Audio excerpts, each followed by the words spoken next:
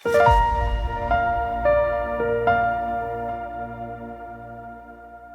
मैं डॉक्टर श्रद्धा Agarwal, bells hospital, बावड़िया कलान, भोपाल से। आज endometriosis and endometriosis related fertility के बारे में बात करती हूँ। एंडोमेट्रोसिस आजकल बहुत कॉमन कंडीशन है। इससे हमारे adolescence and child bearing age women काफ़ी प्रेजेंट करते हैं।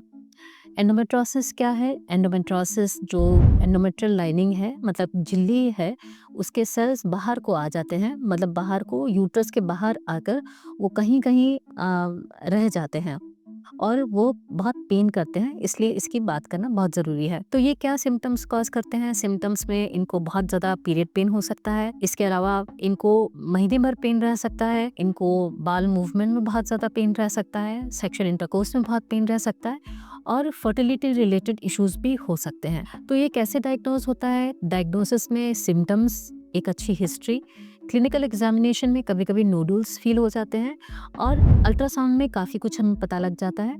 अल्ट्रासाउंड में हम देख सकते हैं अगर बड़े बड़े एंडोमेट्रियोटिक डिपॉजिट्स हैं या फिर ओवरी में बड़े बड़े एंडोमेट्रियोमास बने हुए हैं, तो अल्ट्रासाउंड से बहुत अच्छी डायग्नोस हो सकती है।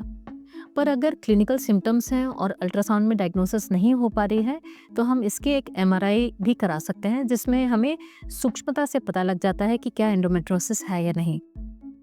बात अगर हम फर्टिलिटी की करते हैं, तो फर्टिलिटी में ये बहुत प्रॉब्लम कर सकते हैं। 30 to 50% जो पेशेंट होते हैं जिन्हें एंडोमेट्रोसिस रहती है, उनको कहीं ना कहीं डिफ़िकल्टी होती है प्रेगनेंसी के लिए। तो कंसेप्शन में क्यों दिक्कत करता है?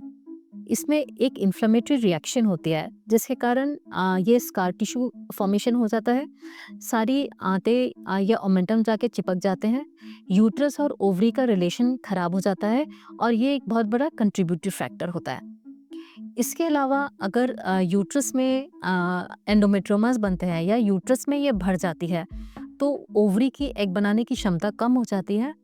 एग जो बनते हैं उनकी क्वालिटी कम हो जाती है।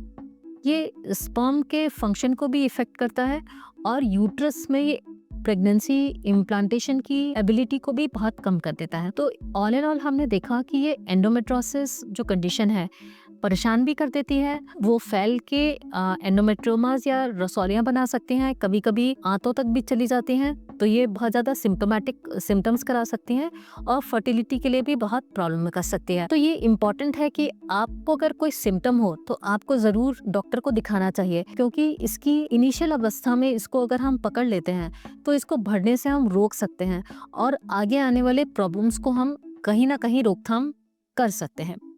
तो क्या ट्रीटमेंट्स अवेलेबल हैं?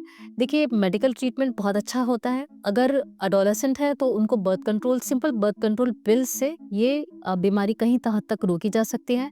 अगर उससे काम नहीं बनता है तो कुछ मेडिसिन होती हैं, प्रोजेस्टेरोन रिलेटेड, डिरोजेस का नाम आपने सुना होगा।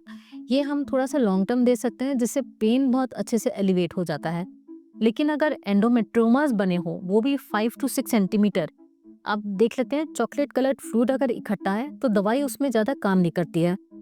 ऐसे केसेस में हमको दूरबीन से इसको ड्रेन करना पड़ सकता है या इसकी सिस्ट वॉल भी निकालना पड़ सकती है, अगर आपको बहुत घनी एंडोमेट्रोसिस है और इससे आप बहुत ज़्यादा परेशान हैं।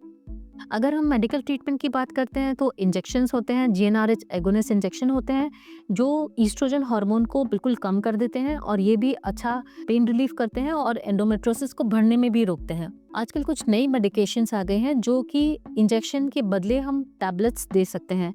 इसका नाम है इलागोलेक्स।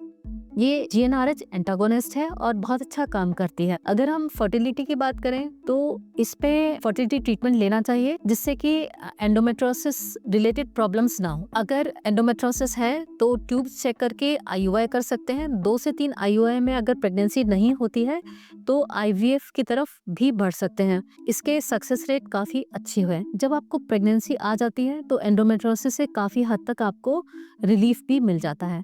आज एंडोमेट्रोसिस के बारे में इतना ही।